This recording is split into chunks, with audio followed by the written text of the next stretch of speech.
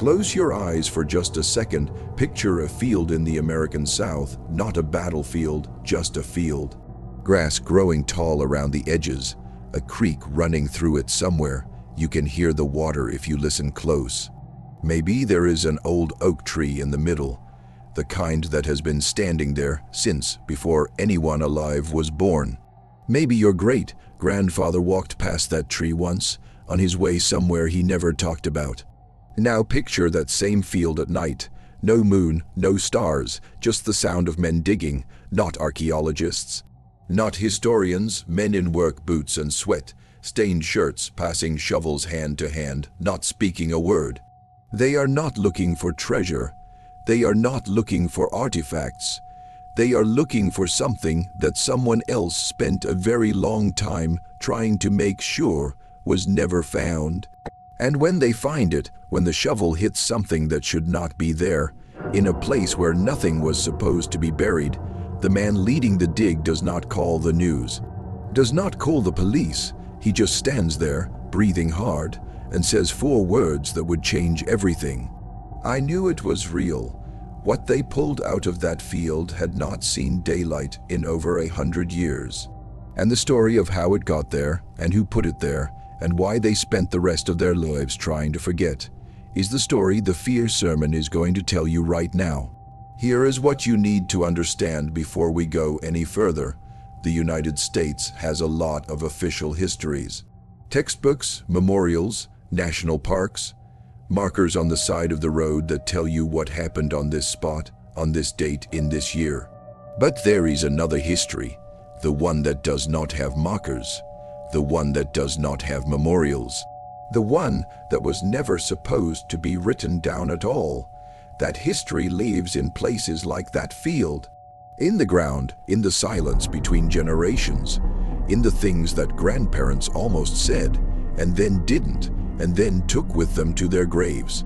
The question at the center of this story is not complicated. It is not a riddle. It is a simple question that happens to have a terrifying answer. What happens when the people who are supposed to protect us decide that we are the enemy? And what happens when they bury the evidence, not in a file cabinet, not in a classified folder, but in the dirt, and then build a whole town on top of it? The story you are about to hear is true. Every detail has been documented. Every name is real. Every date is confirmed. But for most of American history, you could have lived your whole life without ever knowing it happened. That is not an accident, that is the point. Before we go any further, if you are new to the Fear Sermon, hit subscribe and tap the bell.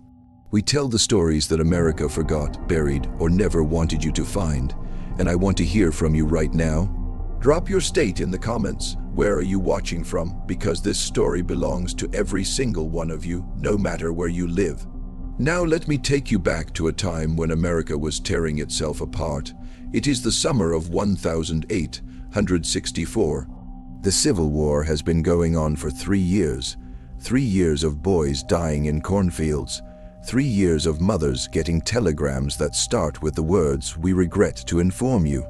3 years of a country trying to kill itself over one question: can human beings own other human beings? The answer by 1864 is starting to look like a no. The Union is winning. The Confederacy is bleeding out. But in one small corner of the war, a corner that most history books skip over completely, something else is happening. Something that does not fit neatly into the story of heroes and villains. Union blue and Confederate gray. This is the borderland, not north, not south, somewhere in between. Places like Missouri, Kentucky, Western Virginia.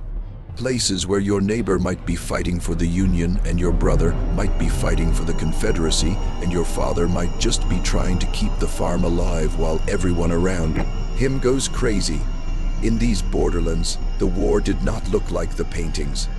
There were no grand charges across open fields, no bands playing, no generals on horseback. Instead, there were men in civilian clothes showing up at your door after dark. There were barns burning. There were bodies found in creeks, shot in the back. No one willing to say who did it. This is where our story takes place, a county in a border state, a town that did not want to be a town. A community of people who just wanted to be left alone, but in a civil war, nobody gets left alone.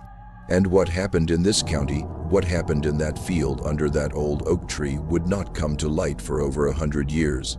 Not because no one knew, but because the people who knew had every reason to keep their mouths shut. Let me introduce you to the people who could not stay quiet. Sarah Jones. She was a farmer's wife, mother of 4. Her husband had gone off to fight for the Union in 1862, and she had not seen him since. She ran the farm by herself, planted, harvested, milked, chopped, all of it. She was not a soldier. She was not a politician. She was just a woman trying to keep her children alive in a war that did not care if they lived or died. But she had something that the men who came to her door that night did not expect. She had a memory. And she wrote everything down. Samuel Reed. He was a former slave who had escaped from a plantation in Louisiana and made his way north. By 1864, he was living in this border county, working as a blacksmith, saving every penny to buy land. He was quiet, kept to himself, did not trust easily, and on the night of August 19, 1864, he was standing outside his workshop when he saw the riders coming. Elijah Price, he was the local sheriff, had held the job for 12 years, knew everyone in the county by their first name. He was a Union man, officially, but he had a way of looking the other way when certain things happened. People said Elijah Price could be bought. People said Elijah Price could be scared. People said a lot of things about Elijah Price that nobody would say to his face.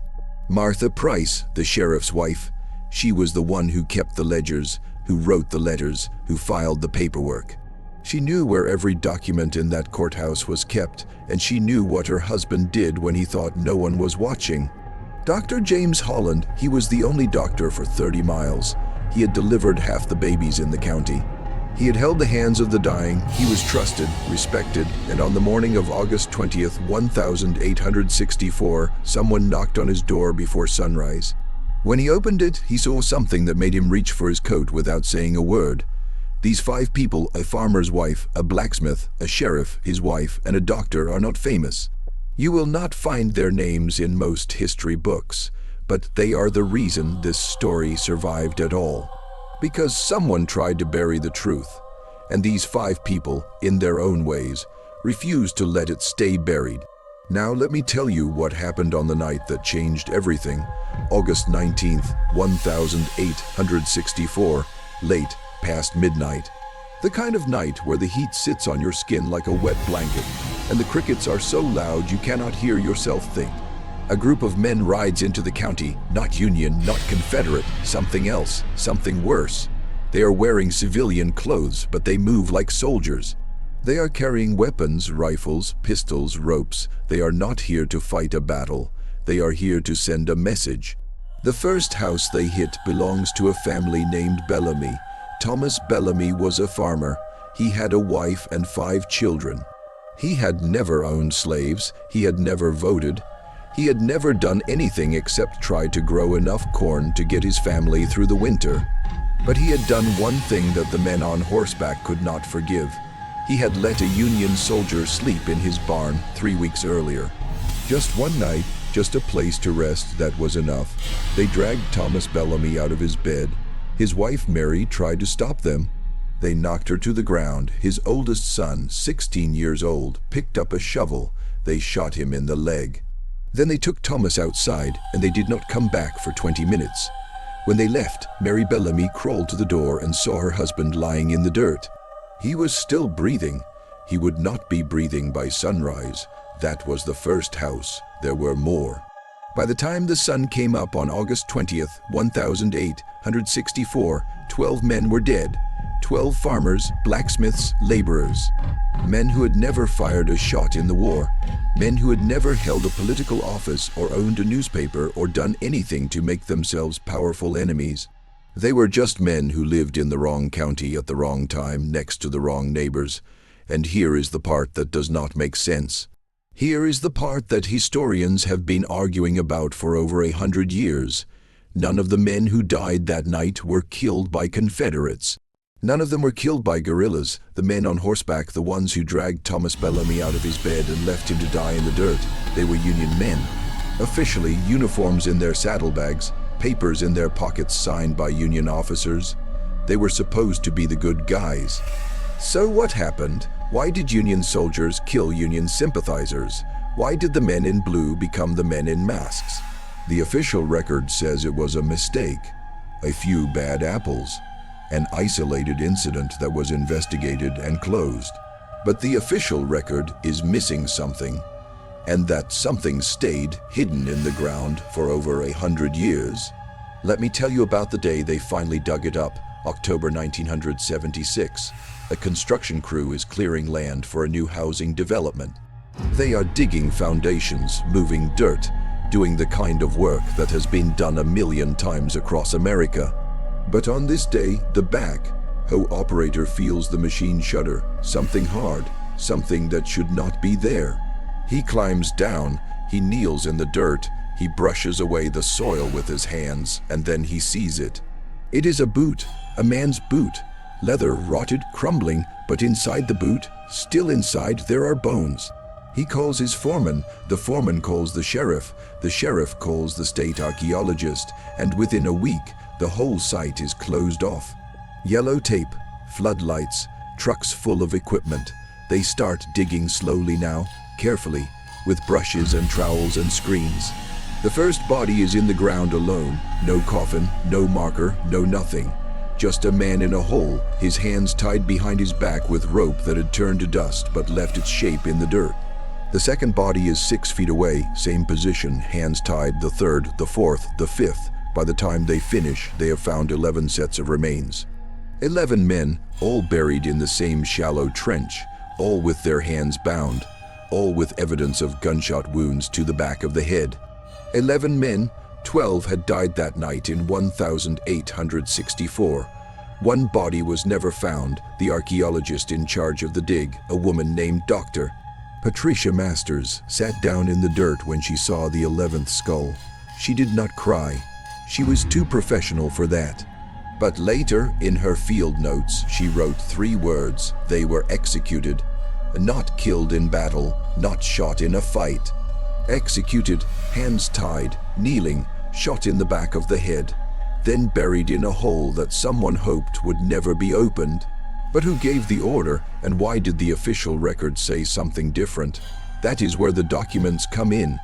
The first thing you need to know about the official record is that it was written by the victors, not in a metaphorical sense. Literally, the men who led the Union Army went on to write the first histories of the war. They controlled the archives. They decided what documents would be preserved and what documents would be lost.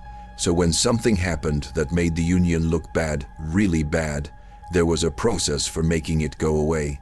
The massacre of August 19, 1864 was investigated twice, once in 1864 by the Union Army itself, and again in 1867 by a congressional committee.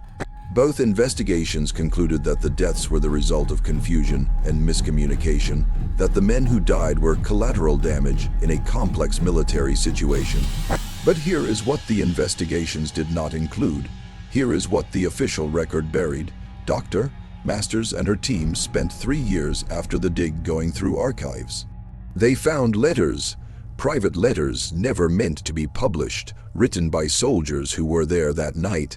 One of them, written by a young private named Henry Dawes to his mother, said this, and I am reading it directly. They told us the men were bushwhackers. They told us they had been firing on our supply wagons, but when we got to the farmhouse there were no weapons, only women and children screaming. I saw Captain Williamson take a man out of his bed and shoot him in the yard. The man was wearing nightclothes. He had no shoes on. I do not know how to reconcile this with my understanding of right and wrong. That letter was never entered into any official record. It sat in a shoebox in a descendant's attic for over 90 years. Dr. Masters found it in 1979. Then there were the county ledgers. Martha Price, the sheriff's wife, had kept meticulous records of everything that happened in the county. Births, deaths, marriages, debts, and in the weeks after August 19th, she had written something down that did not match the official story. Here is what her ledger says, dated August 25th, 1864. 11 men buried on the Price property, no coffins, no markers, at the request of Captain Williamson, who stated that the matter was of sensitive nature and should not be discussed with persons outside of the immediate family. The Price property. That field where the construction crew was digging in 1976. That was the old Price farm, the sheriff's land. The sheriff who was a Union man, the sheriff who had a way of looking the other way, Elijah Price knew. He knew the bodies were there. He knew who put them there. And he let them use his land to hide the evidence. Why? Because he was scared, because he was paid, because he believed in some twisted way that he was protecting his community from something worse? We do not know. Elijah Price never told anyone. He died in 1881, and whatever he knew, he took with him. But Martha Price, his wife, she left the ledger, she left the record. And that record, combined with the letters, combined with the physical evidence from the dig, tells a story that the official history books refused to print. 11 men were executed by Union soldiers on American soil. Their families were never told what happened to them. Their bodies were hidden in a hole on a sheriff's property, and the United States government, which had the power to investigate, to prosecute, to make things right, did nothing. Not because they did not know, but because admitting what happened would have cost too much. Here is the moral weight of this story. Here is why it matters today. When a government covers up a war crime, even a war crime committed by the good guys, it is not protecting the nation. It is protecting itself. And every generation that grows up without knowing the full truth grows up with a broken map. They think they know where the lines are between right and wrong, but the lines have been moved.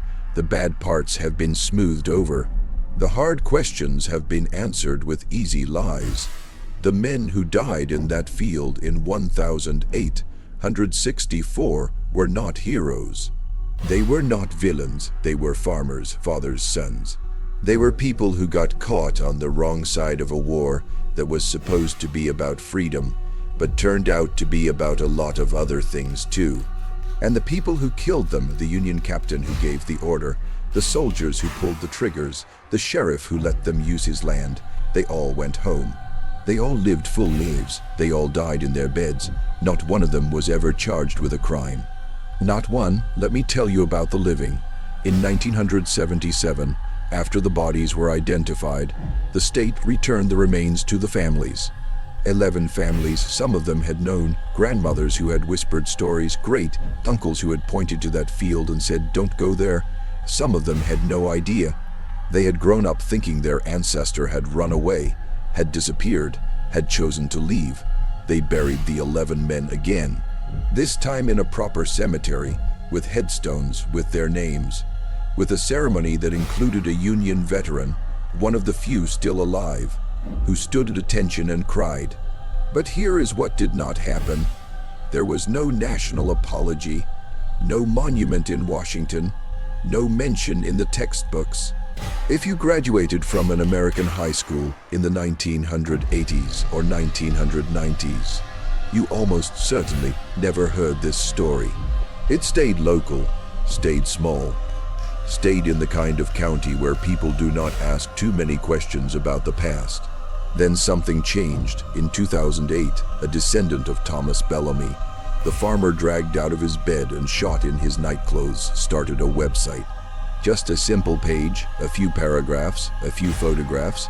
She posted it on a message board for Civil War history. And people started sharing it and sharing it and sharing it. By 2015, the story had been picked up by a regional newspaper. By 2018, a documentary crew had come to town. By 2020, there was a historical marker at the site of the old Price farm. It does not say much, just the date, just the number, just the words in memory of those who died. But it is there. And that matters because the opposite of silence is not justice. The opposite of silence is acknowledgement. The opposite of silence is a marker on the side of the road that says something happened here, something wrong. We remember the families of the 11 men have formed an association. They meet every August 19th at the cemetery. They read the names out loud, they lay flowers, they tell the stories to their children and their children's children. Sarah Jones, the farmer's wife who wrote everything down, her great-great-granddaughter is now a historian. She teaches at a university. She uses her ancestors' journal in her classes. She tells her students, this is what primary sources look like. This is what resistance looks like. This is what it means to refuse to let the truth die. Samuel Reed, the blacksmith who saw the riders coming, his descendants still live in the county.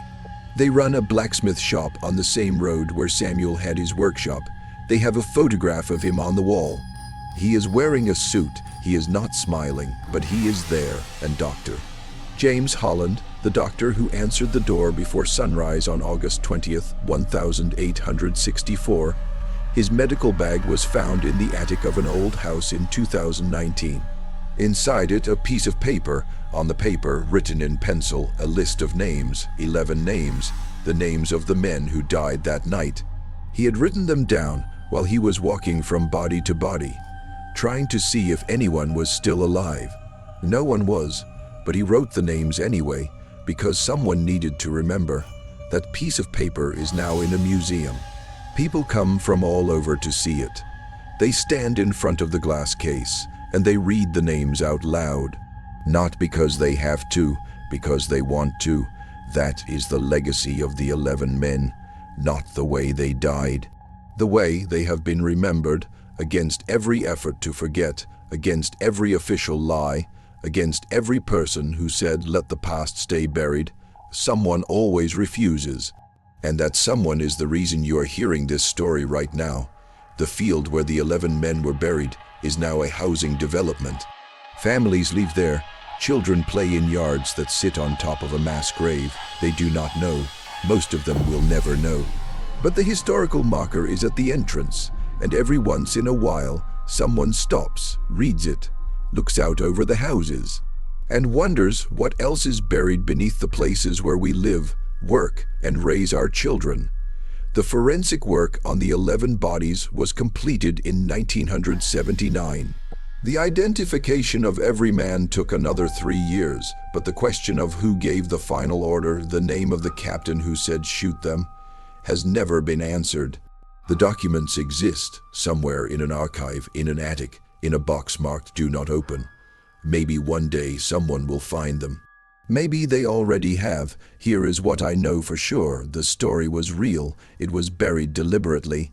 And the only reason you are hearing it today is because enough people refused to let it stay buried. That is the work of the fear sermon, finding the rooms, opening the boxes, reading the letters out loud. If this story moved you, share this video right now with someone who needs to see it. Leave your state in the comments. And tell me, be honest with me, did you learn about this massacre in your school? Or did you have to find out about it on your own?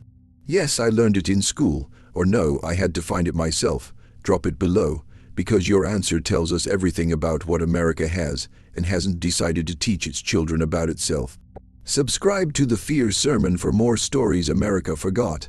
Tap the bell, share this video, and never stop asking what else is buried beneath your feet.